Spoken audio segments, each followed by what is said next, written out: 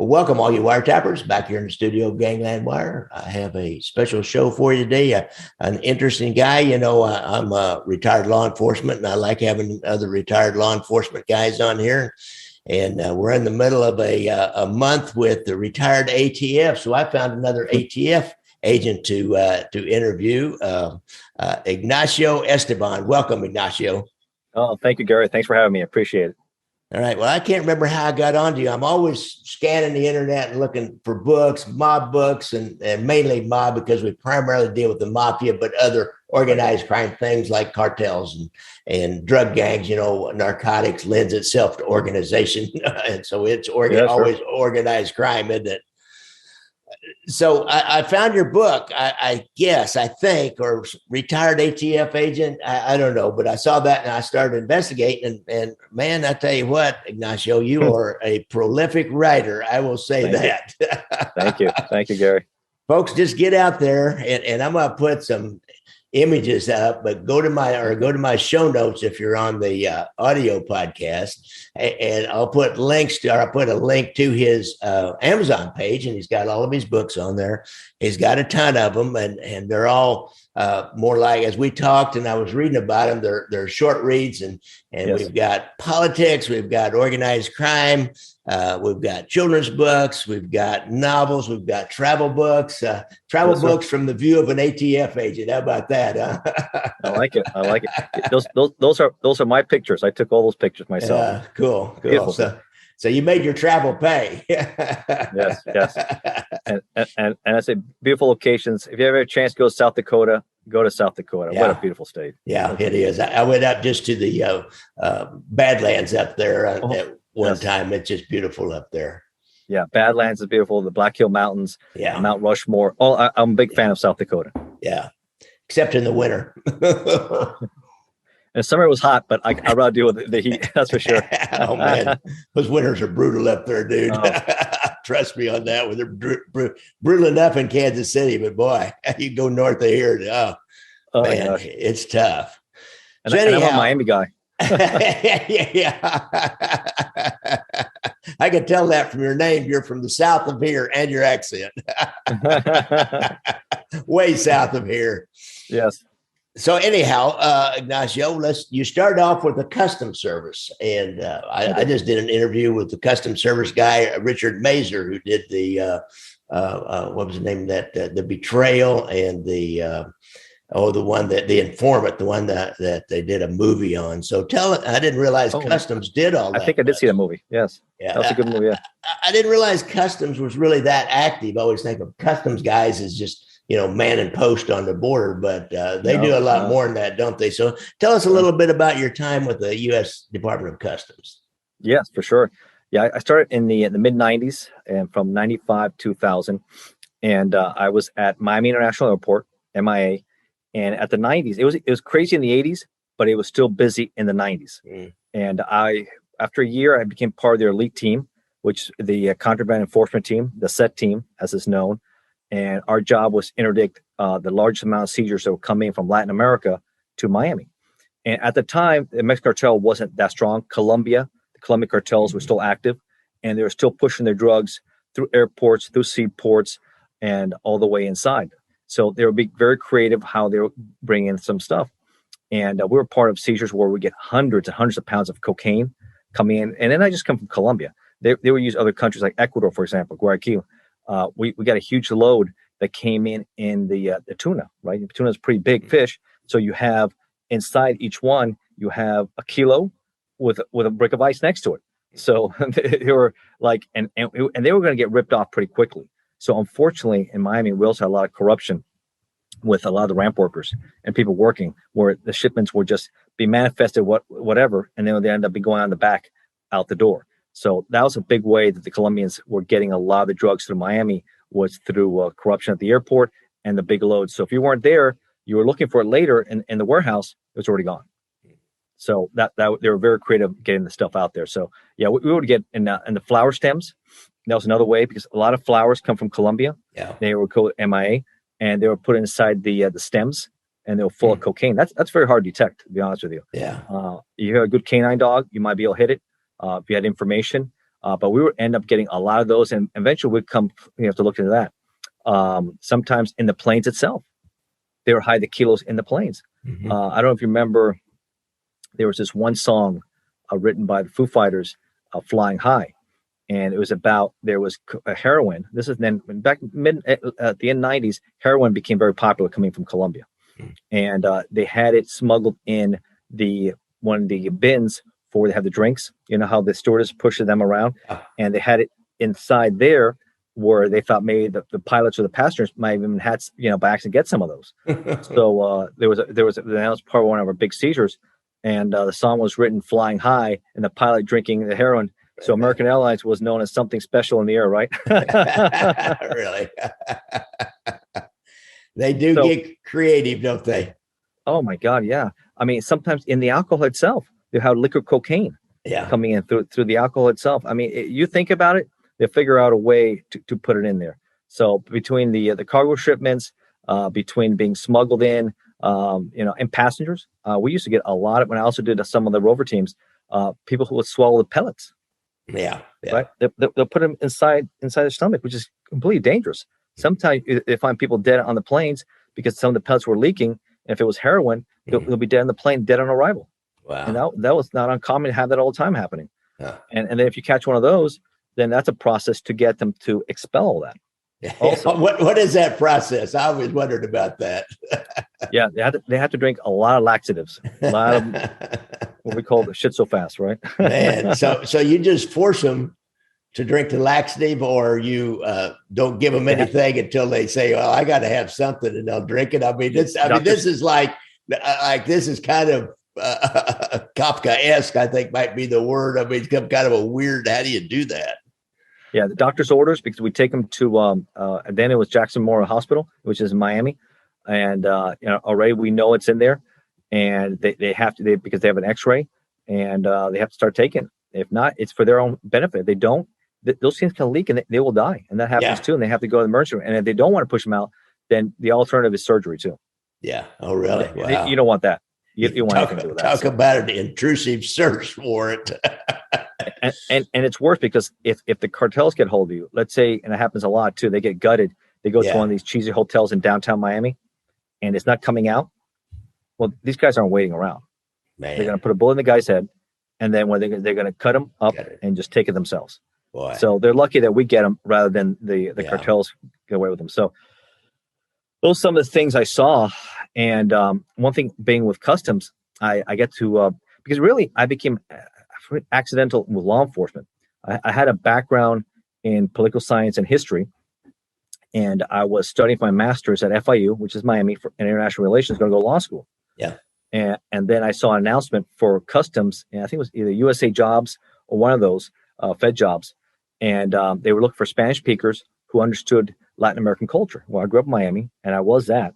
And I said, well, do I want to get to more debt because I'm still paying off my college loans, or do I want to go to start working here with customs? And the benefits were enormous.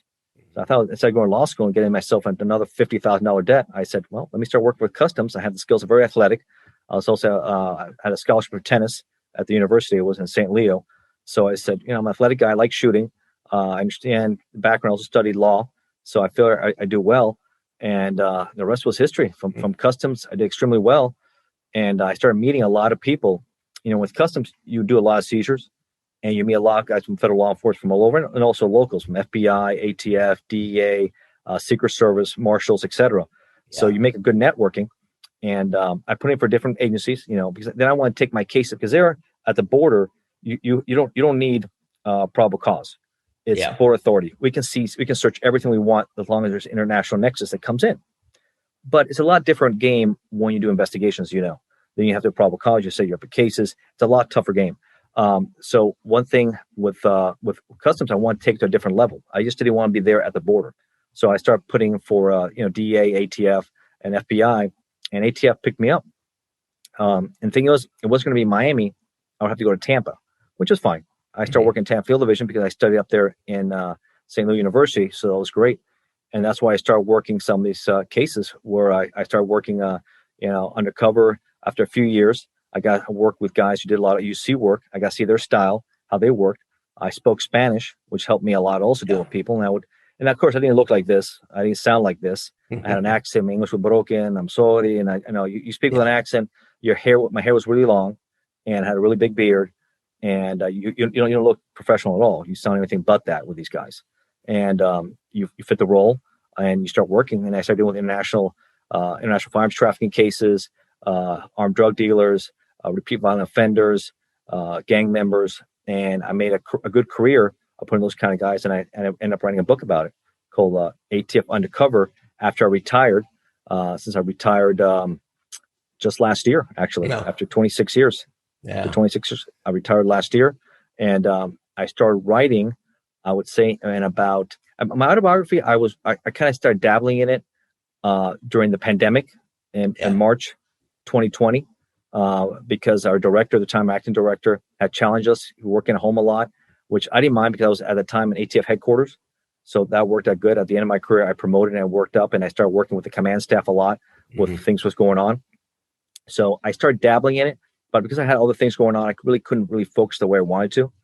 But once I retired and then I started writing, I got motivated with politics once I saw the Winter Games.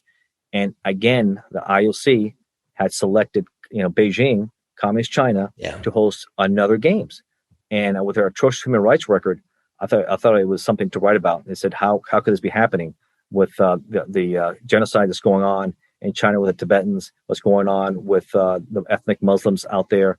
What's going on? People who want freedom, like in Hong Kong. If you oppose the CCP, you're pretty much end up incarcerated or you disappear. And then with the virus, of course, those poor doctors who did the right thing. Were whistleblowing to the world, they were killed and they were disposed of. Which it shows the big problem with the cover up with them and with them and the WHO, the World Health Organization, with the cover up there going on. And that's why we end up suffering from this kind of. This could have been prevented a lot. It could have been as worse, but they let people travel and look at the disaster we have. So I was really, so that motivated me to start writing. And I wrote a book called the Communist China, the Evil Empire, and why they should never host another games again. And then again, my books are short reads. You can read them. They're like within an hour and a half. I'm getting longer. I guess the more I'm doing this, my books are getting a little bit longer and longer now.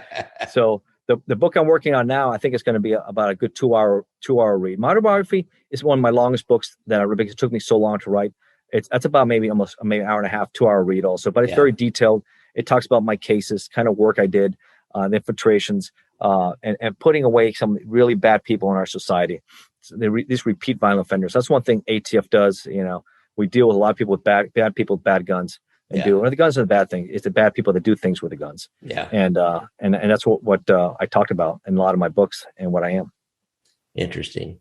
So we talked before a little bit, and you have a deep understanding of Cuba and what happened down there. And so you did one about Castro and the mob. So tell us a little bit about Castro and the mob, how that all, worked. And then the plots to kill Castro, was the mob really involved in plots to kill Castro? And what's your take on all that? Yeah. I mean, I knew some things about it. Obviously my family came from Cuba in the early 60s. Escaping the communism from Fidel Castro and his regime. And so I started doing some research. I wanted to do a book on Castro, but then I also started researching how it tied in with the mafia.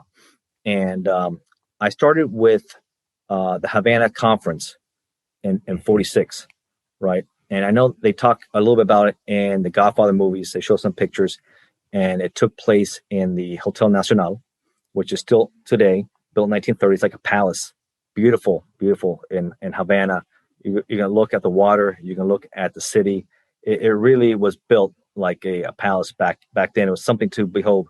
It hasn't been maintained as it should have because obviously the communists just don't have the means because of their system that's set up, very centralized system. So I started doing a lot of research in it, and it touched obviously my family, but also from my own understanding what's going on. So those who like organized crime, who maybe didn't understand how tied in the La Cosa Nostra, Italian mafia, Jewish mafia, other mafias were in Cuba. It was going to be their hub until Castro came in. And I'm going to explain how things they just lost everything from Meyer Lansky, from Trafficante. All these guys lost it all just like that with the wrong guy and misunderstanding what was going on, which is what we're talking about. So I go 46. Lucky Luciano just got deported from the United States because of the Second World War. That was their agreement. Yeah. He's sent to southern Italy. I think it's around Sicily. He makes some contacts and connection, well read, with heroin traffickers in North Africa. He said this could have some big opportunities, what he was talking about. He wants to set up a major conference in Cuba, because obviously he can't go to the United States. And he wants to go there. And he had 3 objectives with this conference. It's going to be a pretty much a who's who. Imagine your audience may have read about the who's there, from Frank Costello to the Marcello family, Trafficante family, the New York City family, Sam Giancana, which will become an interesting figure later in this book. He represented the outfit, and he came down to Cuba. So they're all there in 46. And 3 things come out of it is that, A, they need to get involved in drug trafficking. That is where heroin trafficking is where the big money's at. Yeah, they're going to continue with gambling. They're going to continue with that. There was some hesitation with that, but he said, listen, this is the contact, and this is how we're going to do it. According to research, we're going to get them in through Havana to Tampa. Trafficante family will handle the Tampa area. Marcello family has New Orleans, and the New York City families will handle New York City. And we'll be able to smuggle the stuff in. We have our contact. We'll buy people. We have to get the stuff in. The second one is he wanted to become the boss of all bosses. And because he couldn't anymore with his organized crime, and Frank Costello was taken over because he was outside the country. There was a lot of dispute about that, but I guess he won them over enough where they voted to let him to become the boss of all bosses out there. And how Cuba, Havana, was going to be their hub, bringing in different crime syndicates. He wanted to make an international crime syndicate between the Jewish mafia, Spanish, Cuban, everybody together, working together, not against each other, because he thought he could make more money that way. Mm-hmm. So those were the interesting things that came out of that and pushed it, because there was a lot going on because of prohibition in the United States. In Cuba was a big point where they didn't have that going on. And a lot of alcohol trafficking, rum running was going on from then. So this was a perfect launching point to go with the drug trafficking. And that's went on. So how big the things get in Cuba with the mafia got really big. It got really big in the 50s. That's when it got so big, they even bought Fulgencio Batista. He was a corrupt dictator there, where he was on the payroll for the mafia. So pretty much he guaranteed dollar for dollar what he did to build these casinos, to build these hotels. The mafia puts in the money from gambling. He would match dollar for dollar. He said Cuban tax dollars also, but for their own gain, because he would pay a percentage himself. So he gets paid a percentage. They keep on raking in the big bucks. And so he was a very corrupt individual. But he was very unpopular with a lot of people because his corruption was really bad with the mafia. So you have, and in fact, it got so obvious that he even made Meyer Lansky the czar or director of gambling in casinos. So he has a gangster on his administration, which shows how bad things are. But it's also very popular with tourists. They're bringing in a lot of money. The mob is doing extremely well. Santo Trafficante is set up there also. He's doing well. Meyer Lansky invests a lot of money in the Havana Riviera. He puts in a lot of money out of his own pocket, and he's doing really well. Santo Trafficante is running the San Souci. He's running a lot of the other hotels out there, and he's doing really well. But they're seeing what's going on in Cuba. Things are changing. There's a revolution going on, right? You have Castro and his rebels, Che Guevara, and these guys at Sierra Maestre causing problems for the army, Batista. They're looking at things, and this is based on research where I read and everything else. They're thinking, all right, who is this Castro guy? If Batista does fall, it would just be business like usual. Well, they misunderstood him. They misread him completely. They misread him, didn't they? Completely, because he was a communist. And the reason of his revolution, he was very anti-capitalist, anti-American, and very anti-imperialist. So he wanted to end all that. So they misread him completely. So what happened? They're like everybody else did. Like many people did. Some people did not. I know my family, some for what he was, and they want nothing to do something like that. But unfortunately, he toppled the regime. So you have that famous scene in the movie, right, where Batista in The Godfather, right? It's New Year's Eve, the big party there. You have all the gangsters, mobsters there, right? Yeah. And he's taken off on the plane because he knows, hey, the army's collapsed. And what they did to it, he's lucky he left, because he would have been executed. Because Castro, a week later in Havana, executing any supporters of Batista. And there were famous, shootings that they had executing these people. So he barely escapes his life. He does the right move because he wouldn't have been alive. But a lot of these guys stay. Meyer Lansky. So this is January 1st, 1959. The army fell. Castro taken over. The rebels are coming in. He doesn't get into Havana until the 7th of January. Meyer Lansky knows he was on the board.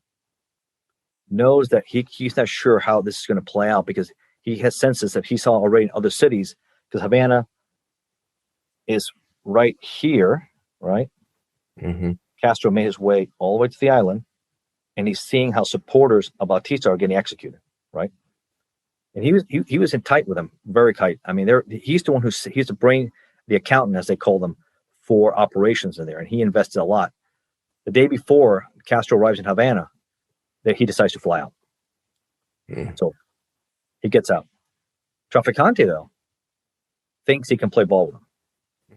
And he makes a big mistake himself there, because when Castro comes in, first thing he does, he nationalizes all the casinos and all the hotels and starts destroying them with his rebels and his supporters. He's had some issues with Traficante, and he incarcerates him. Now, people don't know, he makes Traficante sit, and he was a big-time mobster, king of the world. Now he's sitting in a Cuban prison. And he sits there for, I think, almost 8 months or so. And it was so bad for him, he couldn't even go. And it was a big event. He couldn't go to his own daughter's wedding. That was in that summer. So he goes from playing his cards thinking he can, and then at the end, Castro says, all right, I had enough of you, and deports him and whoever else, family members, and throws him back to Tampa. But he keeps everything. He nationalizes everything, and the mafia loses big time. Snake eyes, they get on that one, and the reporters and stuff. So they completely underestimate that. So they're very angry because they lost a lot of money, especially Meyer Lansky, especially the other organizations. They lost a lot of money by Castro. And in essence, Castro became the ultimate mobster, I put in my book, because he pretty much takes over everything himself, and he controls everything. And now he has a military, he has the police, he has everything. He has more than the mafia ever had, and he took all their assets for himself, and he kicked them out of the country, whoever was left. So that was disaster. So in 1960, the CIA and Kennedy administration starts coming in. They see that he's a problem because he's getting very tight. And this is a little history here for your audience. Castro, obviously a communist, he becomes very tight with the Soviets and Khrushchev. And people remember the Cuban Missile Crisis. But before all that, before even the Bay of Pigs, there was an attempt where CIA contacts. They have a former FBI agent named Mahu, and he was also, what I read, the private investigator for Howard Hughes, the only one he had. Right, I've heard of him. Yeah, and he has some contacts with the mafia, and he reached out to Johnny Roselli, who is a representative for the outfit in the West Side. So they have a meeting in Las Vegas, but he doesn't tell him he's working for the CIA. He tells them that he is part of an international outfit that's looking to take care of Castro because they lost a lot of money. A lot of businesses lost a lot of money. Major American companies lost a lot of money. International companies lost a lot of money. The guy nationalized and took everybody's assets, including my own family's. Everybody lost a lot of money. They said, okay, that sounds interesting. You want to kill him, but I'm not your guy to do that. So he introduces Sam Giancana and some Traficante to do it. And they have another meeting, I believe, in Florida. And he said, these guys can help you do it, and they'll tell you, but you won't have to pay us. He offered him to pay at the time like $150,000 allegedly to kill Castro. And he said, this is something we'll do for free. This is something we want to do. They want to take him out. So they have a meeting. And I think according to what I read in documents that have been declassified, Giancana offers, say, listen, I have some people in Cuba who's tight with Castro. They're not happy with him either. And he said, maybe we can poison him. And we got poison pills, maybe in his food, drinks, and maybe in his cigar. So they tried it a few times, but unfortunately, it didn't work. It failed. Castro has that famous picture of the New York Times picture in there.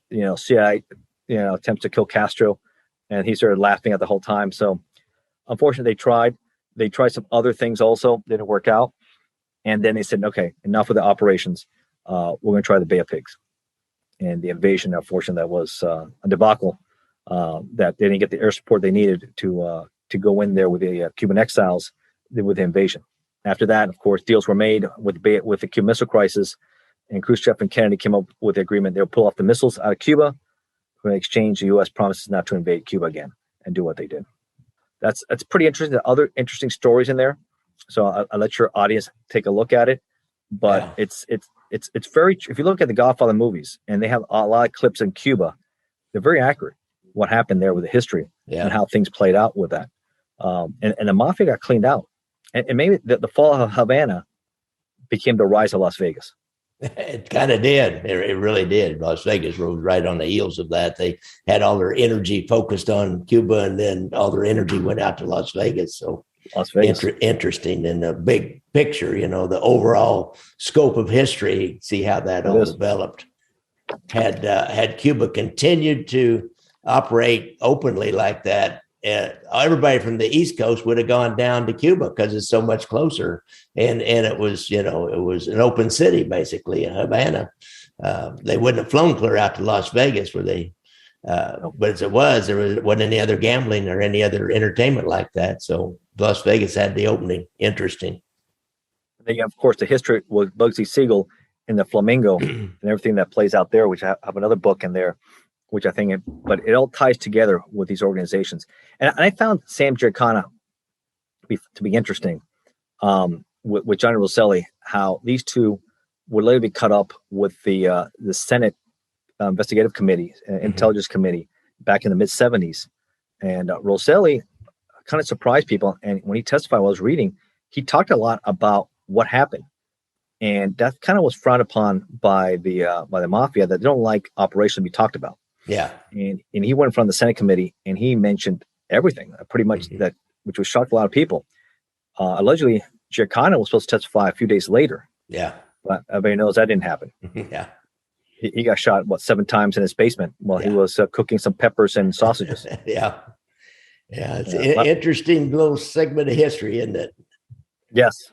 And it bites Rosselli too, because he's found a year later in a barrel in the bay in Miami. Yeah. So both these guys pissed some people off, right?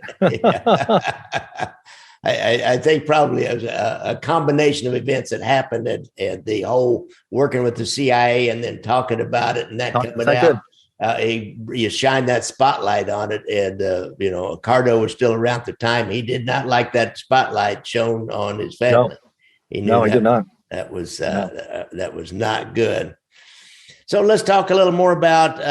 Let's talk about. I mentioned about that whole Fast and Furious, and you talked about gun control down in Mexico and how that really has not worked. So let's and what are conditions like in Mexico today? I'm watching a vlogger, a motorcycle vlogger, and it's a girl, and she's coming up through South America, and she's getting to Mexico. And I'll tell you what, Mexico, it seems really dangerous to me. I can't tell, but I get the feeling from her that she's getting information that it's really dangerous for her to come up. And there were some other guys, Ewan McGregor and his buddy were going to do this motorcycle trip that they were, making a movie about, coming up through Mexico. And they made a truck or a bus. They put the motorcycles on and travel at night. And then they get out and ride a little bit during the day, but they didn't get out. It just seems like it's a lawless country. What's going on down there? Yeah, I do have a few books about that. One is Vicious, Ruthless, and Bloodthirsty Mexican Crime Syndicates. And I talk in details, the horrors, absolute horrors that are going on with the cartels. I think like we've never seen. I mean, you have the Sinaloa, you have the Jalisco, which is CJNG, which is the Cartel Jalisco New Generation, Nueva Generación, and they're butting up with Sinaloa, and they want to take over. And you have the Gulf cartels. You get smaller ones, but those are two big boys. Yeah, and they're really going at it for territory because, as I've said in other shows before, the Mexican mafia, the Italian mafia, I think at the Gambino family, they were saying maybe make $500 million a year if they were lucky. These guys are making billions, and they're obviously between $10 to $15 billion a year. Wow. They're making. That's per cartel group. So these guys are really raking in. So what happens? They're buying everybody. Yeah. They buy everybody. And if you dare stand up to them, which they've done many times, they're going in. Imagine this. They're going in the police district and they'll start shooting it up. They'll kidnap the officers who are doing their job. And it's a house of horrors. Beheadings, dismemberings. This is what they do. You want to enforce, and they put a sign. This is what happens to police that do their job in Spanish by the CJNG. So if you're a cop, what are you going to do? And you come from average means. Yeah. They just say you're not going to do your job. It's extremely violent, brutal. That's why I say gun control doesn't work. And I mentioned that in my other book, Joe Biden, One and Done. Some of the failures we've seen. It's because the bad guys will always have guns. The cartels get the guns from the United States. They have people in here. They have the strictest gun laws in the world. Guess what? Doesn't matter because they buy everybody. They buy the custom officials. They buy the governor. They buy the police officer. And if you dare stand up to them, they unleash horrors on you because they have weapons of war. They have 50 caliber Barretts. They shoot down helicopters. They take on the military. And they got battles going on. That's how well trained armed they are. And their Sicario killers, they bring them in from a young age, and they train them to kill, and not just kill, but do horrible things to people.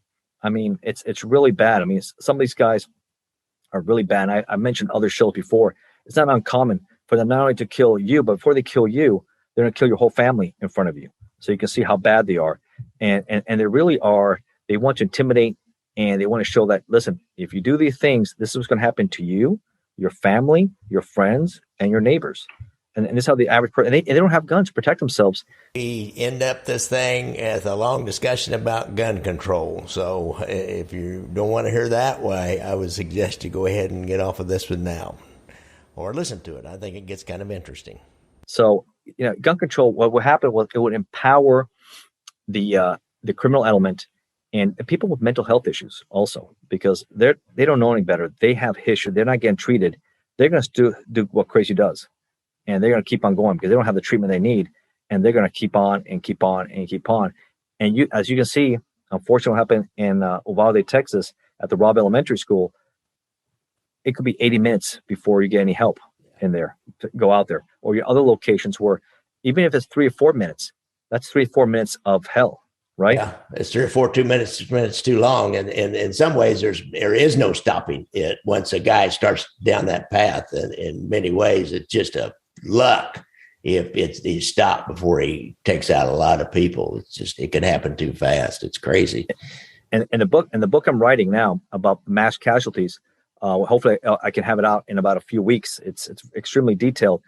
One thing I've noticed, and you keep on seeing the trend over and over. You saw in Virginia Tech, you saw it in this one here, is once confronted, a lot of times they do take their own lives. Yeah. The Navy Yard, they will take, because they don't want to be arrested, and they have health issues, and they rather be shot, they rather die and be done with it. So the sooner you confront these people, the sooner they can either end their lives or you can take care of them. Yeah. But if you leave them untested and people are not, they're going to come in and kill everyone they can, and they don't stop. They don't stop. I mean, Sandy Hook was horrible. I mean, we remember seeing that kid, he had mental health issues, and mom had issues with him. But you know what? You say you pass all these gun laws. What do? He took his mom's guns. Yeah. She bought them legally. She's a gun enthusiast. So he took her guns. She's sleeping, puts 2 bullets in her head, right? He snaps, and then he goes to the school, and he gets in there and he shoots all those kids. Yeah. With her guns. Yeah, that's for sure. I know. I saw this is years ago. This before any of the modern kind of gun control issues were even talked about. The old Phil Donahue show. That dates the heck out of me, doesn't it? So he had a show, and he had a young kid on there. It was a gangbanger, and so Phil was trying to be real earnest and ask him about, we have stricter gun laws, and you went to jail, and you couldn't buy guns. He said, it's too late, man. He says, well, where are you going to get them? He looked at him, he said, we steal them from you. Oh, shit. Phil never thought about that. Every house in this country practically has, you just ask any group of friends and they'll say, how many guns you got in your house? Been passed down many times. Maybe they don't even touch them, but they've been passed down. And so they've got a house full of guns. And so we steal them from you. Yeah, it's not a simple, just ban guns. No, is it? That's too no, easy that's not an going to work. answer. It's just That's there are no easy answers really. no. I think what helps some of the solutions I had was we probably need resource officers in school, in every school, protection there at every school. We're spending billions, which is great, in Ukraine. We want to help them liberate themselves from Putin and his tyranny. But that wouldn't be a bad investment, at least in our schools, that every school has trained professionals to react on the scene. But you have to do your job. Yeah. Because in Parkland, because I responded to that scene later, it happened in South Florida. Fortunately, it's embarrassing also, especially former law enforcement, they stayed outside. Yeah. It's, and if you think about it, who you get to do that job. See, I would never have taken that job. No way. And the guys I worked with and the more action oriented things, we'd said, I didn't come on the police department to go stand around the school for 5 years and have nothing happen, because that's what happens. You go for months and months and years, and the best you've got is an angry dad that comes in that you got to go to run down to the office and say, calm down, or we're going to take you to jail. Or a couple of kids fighting, right? A couple kids fighting, and then they fry your ass if you do anything or more than I don't know what. So who do you get to do that job? I don't know. That's true. It's you get the guys that you don't want on the streets. You force them to go there. You get the guys that are lazy and no count. And so I'll take that because I can get on the internet and do all my shopping and talk to my girlfriends and, screw off all the time because I got no accountability because nothing happens there anyhow. I mean, that's, people need a dose of reality, I think, out there sometimes on life. How about this idea, Gary? How about teachers being armed? Yeah, after 9/11, after 9/11, what do? We didn't ban planes, right? Yeah. We let the pilots who wanted to take the classes and training, they could have guns in the cockpit, right? Yeah. And that way you don't have to rely on anybody. You got a slug. Let's say you got whatever. Not every plane has an air marshal. I know as a agent, we will be a force multiplier, and we will check in with the pilot and say, "Listen, I'm armed. I'm here to help you. I'm in, and we're here to help out." But a lot of times these planes are empty. They don't have any sort of protection in there, so the pilot can at least defend himself, and so they can't take the plane over and do what happened again. But not every pilot wants to do that. Right. Now, there's teachers who have the background, prior military, law enforcement, that want to do it. They're professional, they're trained. I have no problem with that at all. Rather than being a victim, step forward and confront these because they're crazies. You have to confront the crazy quickly because they didn't get their medication. They didn't get what they needed. Probably most schools will have at least one or two guys and gals that would be willing and have the wherewithal to do it. More than likely. I don't know how much. I know there's been talk about that. I don't know how far it ever went, but sometimes you got school boards that are scared of liability and, just scared of everything and they won't do it. So I don't know. Like we said, there are no easy answers here, but we got to start trying to figure out something, I guess. It's a phenomenon. It's a phenomenon that. Yeah. And I think you said, like, a lot of people don't know, ATF agents and when I worked with, we're very pro. The ones I worked with are very pro Second Amendment. Yeah, we want people to. We don't want to take anybody's guns. We don't want bad people with guns. Right. We don't want criminals doing bad things. But the average person has to defend themselves. Yeah. Because and this is coming from both a lot. If you get a home invader in your house, don't expect the police to come and save you. No, I know that. You have to protect your family and yourself and train and prepare for that, because if not, it's going to be horrible. Yeah. And then you have to deal with that consequence. By the time the police come to your house, 5 minutes later, it's the damage has been done. 5 minutes would be that would be lightning speed. In real world, if you can get to 911 right away, by the time you jump through their hoops and they're convinced that this is a real deal and there's really, something really bad going on there, then they call the dispatch, and then the guy is,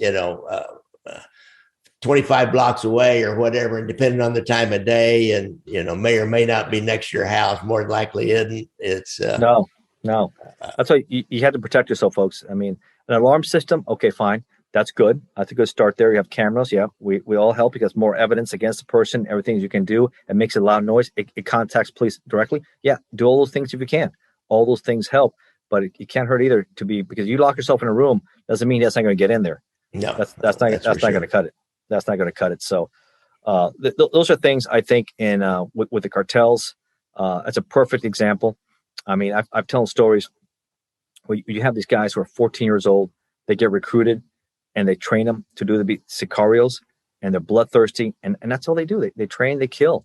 I think a lot of people remember, and I don't blame the guest you mentioned earlier for not riding the bikes in Mexico, because people are getting kidnapped all the time. Yeah. And these guys don't play around either. You had that. I don't know if you remember a couple of years ago. You had, and I mentioned this in my book. There were Mormons. Oh, they had been there for generations. I remember right? that. Yeah. Sinaloa, and they were going back to the United States, have family, and they were visiting. There was a caravan. It was three of them. You had, and they're all women and children, no men. They're not cartel related, right? Yeah. And unfortunately, they get caught up in a crossfire between two factions, right? Mm. And they're trying to explain to them. One of the ladies come out and say, "We're not, drug related," in Spanish, right? They don't care. She had her and her family. They light them up, takes care of them. The other car is in shape, and she has a full kids in her car. They do the same thing in the second car, and the third one trying to get out. They light that car up also, and it catches on fire, and they burn alive and dead with small babies inside the car. That's what you're dealing with. Yeah, it's bad down there in Mexico. I don't know what martial law, I think, and then the cops and the soldiers are already paid off anyhow. I don't know. You need something what we did similar, and I talked about my Chicago Crime Boss book, obviously Elliot Ness, the predecessor to ATF, Bureau of Prohibition, right? You need untouchables, because we had corruption big time, and I didn't realize how bad it was, where it was in the take where the mafia groups, the Irish, the Italians, they had control of the city, and the corruption. The mayors were extremely corrupt and extremely bad, and it was a bad situation. So you have to be in the federal government, and if I'm not mistaken, it was because of a publisher from a Chicago Tribune after the San Valentine massacre. They were so sick of this, what was going on, reached out to Herbert Hoover, who had become president of the United States, and said, "Listen, we need a special task force to take care of this, because we can't deal with the situation here." And then they came on with the FBI and the Prohibition and put it together. They came up with Elliot Ness and those guys who took them out. So they need the same thing in Mexico. But the guy right now is not that guy. Yeah. Lopez Obrador is not that guy. You remember Calderon? Before that, he was very, he was extremely anti. But look what happened. Mexico was at war. Mexico, people were afraid of that. But things are not better anyway. Things are really bad anyway. So this guy's like doing hugs for thugs, and he's come to these guys, but things are still bad, and he's still corrupt, and it's not working, and it's a disaster. So what's going to be the consequence of that for us?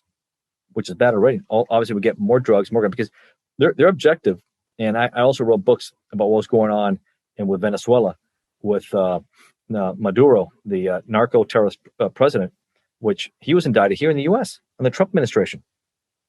And the State Department at the time said they had a reward for him for, I think, $4 or $5 million for any information that leads to his arrest. I'm sorry, he's been indicted. We know he's been indicted. There's a warrant for his arrest, but the Biden administration sends a team out there, because now we're not buying oil from Russia, to start opening up lines so we can start buying from Venezuela now. Yeah. How are you sitting down with Maduro where you got a warrant for his arrest, and you're asking people for information that leads to his arrest? Yeah, I don't know. You don't want to leave one bad apple for another bad apple. Here we go. Now, this guy even says he wants to use cocaine, weaponize it to help destroy our nation, and help make a country of addicts. Yeah. So now they're negotiating with Venezuela. No, the guy. He's stolen the election. He's a tyrant. He shouldn't be there. And they should have democracy. If only Chavez ruined the country, and Maduro has taken it over the cliff.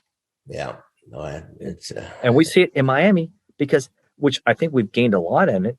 They transformed parts of Miami we call Little Venezuela, but they brought a lot of resource money. Yeah, it's that. So they've left, and the rich who can leave like anywhere have left. Yeah, they've taken their money, the resources, and they invested in South Florida and other places in the country.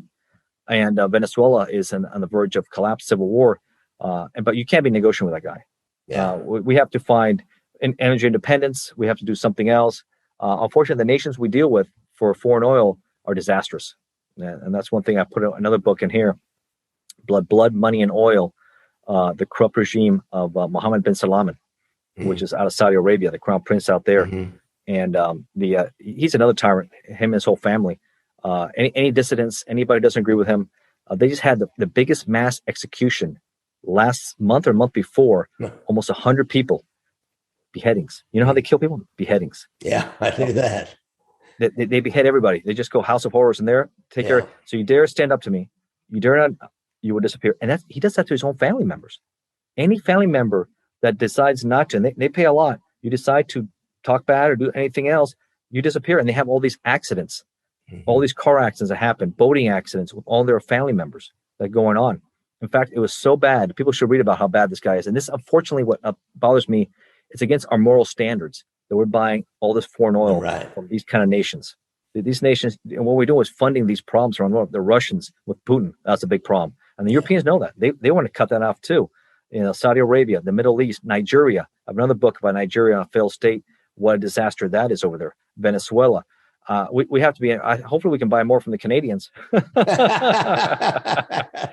and do our own.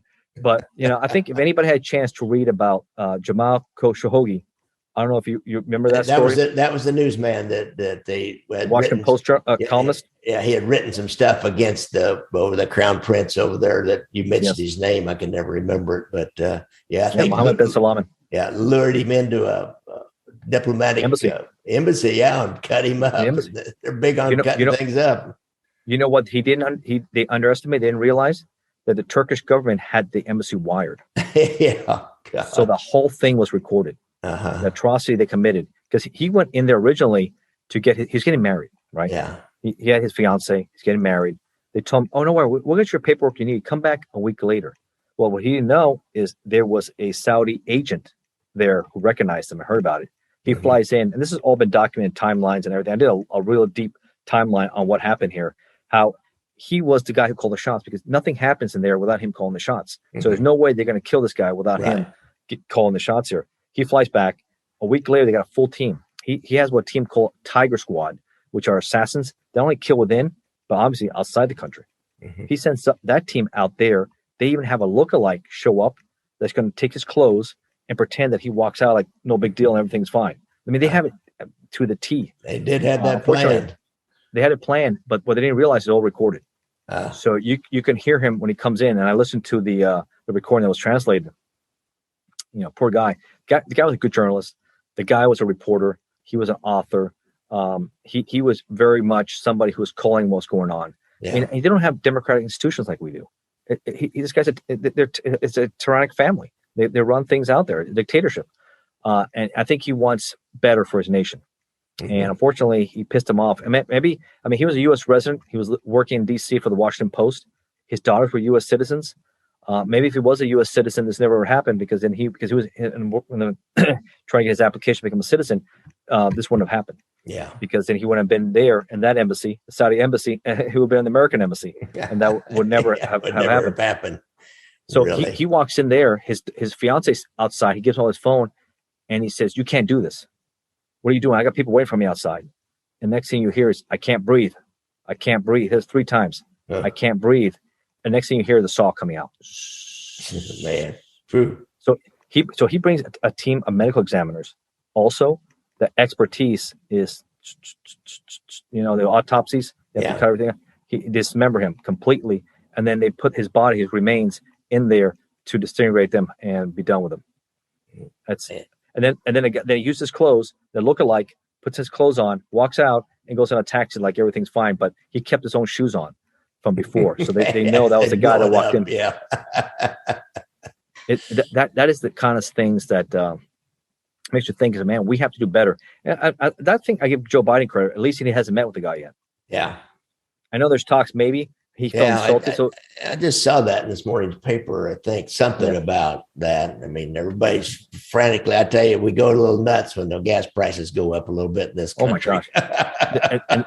and that's why I put there that I think Joe Biden will be obviously a one-term president based on everything that's going on here. Yeah, I think they're getting ready for it in the West Coast. I'm not sure about where you're at, but out there over $10 a gallon by end of August. Yeah, we're bordering on. I put premium in that motorcycle, and it's about $440 or $450 right now. So It's crazy. Yeah, it is.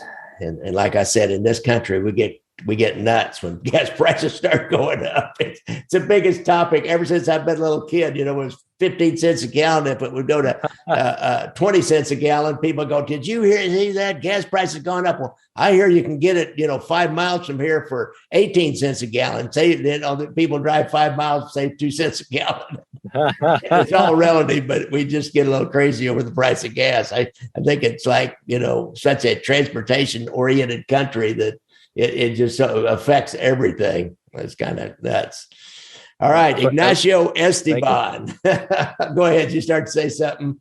No, I was going to say, that's why electric cars are doing so well, right? Yes, they will. They'll continue. As long as that gas price stays up, they'll continue to do well. Yeah. Elon Musk, man, the richest man in the world. He had something going when he came up with that, huh? He did. Who'd have guessed? Who'd have ever guessed? And Toyota's got those hybrids, and I don't know. That Prius is. You see more Priuses on the road than you do anything. But it's it's crazy. Ford's coming out. We're digressing here, but Ford's coming out with an F-150 with nothing but all electric that you can power your house on. So stand by. Yeah. I told my investment guys that put some money in some of these battery companies, just a little bit, because they're all pretty speculative. But I think that's the thing of the future. Yeah, I've been proactive also. I know we're talking about this real quick. I've done the solar panels. Yeah, I'll have you. And I also did with my. This is like last year, a year and a half ago. All my lawn equipment is battery operated. Yeah, that's a good idea. I don't have to worry about that. Yeah, I did all that. My trimmer, my blower, my lawnmower, and they're so good now. And they're wider. They're wider, double blade. Yeah. So, and they last. My double is two batteries. They last for over an hour and 20 minutes. Yeah. And I don't have to worry about gas. My neighbor is out there filling up, and I don't have to deal with the smell, the headache, none of that. So yeah, you're right. It's just little advice. Really. But hey, guys, anybody know a really good battery company that's going to be the battery that powers a car for like 1,000 miles? That's you find something like that, and you got money in the ground floor of that, you're going to make some money, dude. I mean, you're going to really make some. Made some money in Tesla. My Edward Jones guy said, you need to get out of that. You made a lot of money in that. And then the damn thing split 5-for-1 right after that. I got out. All right. That's enough investment advice. Ignacio Esteban, I really appreciate coming on. Guys, don't forget, I'm going to have a link to his, and I'll have in the video, I'll have some pictures of your books, but I have a link to his Amazon author page, and you can take a look at his books. They're all, if you got, what is it? The Kindle Direct, the Kindle Unlimited, yeah. Kindle Unlimited subscription. Free. All my books are free. If you're a Kindle Unlimited subscriber, all my books are free. Yeah, cool. But all my books are under $10, and most of my books are under $5, with the exception of my autobiography and a few. They're very reasonably priced. Very reasonably priced. Good reads. Very informative. I research everything myself. I want to make sure the information is accurate. Yeah, you got books about violent biker gangs, be an ATF agent. That's what my other two ATF agents are talking about. The ATF is kind of the lead agency when it comes to biker gangs. I know that. Castro and the mob, which you heard about, the Yakuza, which we don't know much about in this country. I had a guy get hold of me and said, do you know any experts on the Yakuza? Because he needs to do something about he's going to write an article on a new show on one of the streaming channels, Tokyo Vice, and it's about the Yakuza. So people don't know about the Yakuza. Here's a quick, down and dirty, easy to read book on the Yakuza. Las Vegas Mob City. We know a lot about that on this channel because I helped work for the FBI on the skimming from Las Vegas and Chicago. And travel and a lot of the major cities that Ignacio did himself and took his own pictures on, so you can kind of get an ATF agent's version of visiting a major city, which would be interesting in itself, and a whole variety of other books, Fast and the Furious and Mexican Cartels, which we touched on a little bit here. So, Ignacio, I really appreciate you coming on the show. Oh, I appreciate it. Thanks for having me, Gary. I enjoyed it. All right. Enjoyed it. It was most interesting. We kind of got off into some politics and gun control and all that stuff, but a little bit different. Interesting guy, really a prolific writer. I suggest that you get on the internet and at least take a look at his books if there might be something that you would like in there. Don't forget to hit me up, buy me a cup of coffee at Venmo or at the Buy Me a Cup of Coffee app.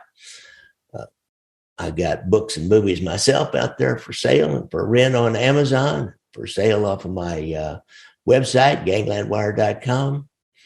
As always, don't forget to watch out for motorcycles. A lot of us out there on the roads. Oh, here's a little thing. I'm going to do a track day over here in Topeka. By the time this comes out, I will have gone to a real racetrack and participated in what they call track day, where I see how I can go around the racetrack on my Kawasaki 900 RS.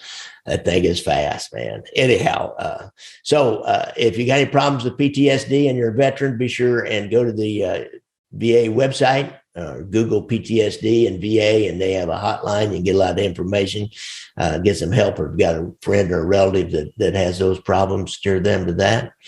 And as always, I always appreciate you guys, all your comments, and I was going to say letters, emails, and you can contact me through my website via email. Just do the contact me function or make comments on my YouTube channel. Don't forget, tell a friend or two about this show. It all helps. Thanks a lot, guys. All helps. Thanks a lot, guys. All helps. Thanks a lot, guys. All helps. Thanks a lot, guys. All helps. Thanks a lot, guys. All helps. Thanks.